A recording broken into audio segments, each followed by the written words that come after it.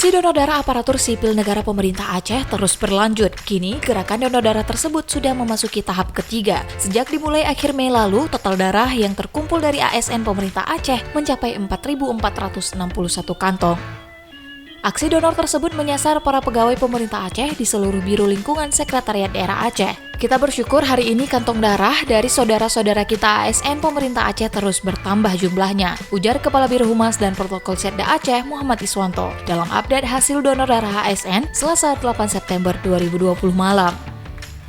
Iswanto mengatakan aksi donor darah ASN yang diinisiasi oleh PLT Gubernur Aceh itu telah ditetapkan sebagai agenda tetap seluruh satuan kerja perangkat Aceh dengan sistem donor bergilir.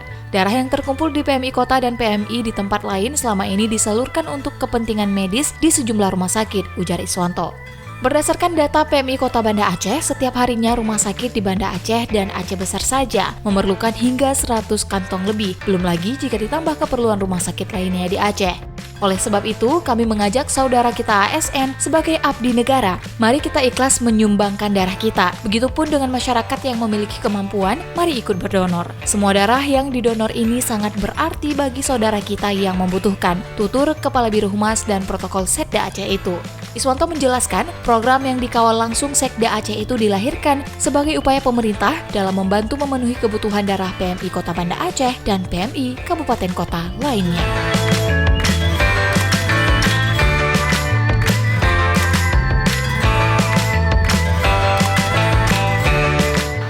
Teman-teman, kita melakukan donor darah untuk diingat bahwa inilah yang dapat kita sumbangkan untuk orang.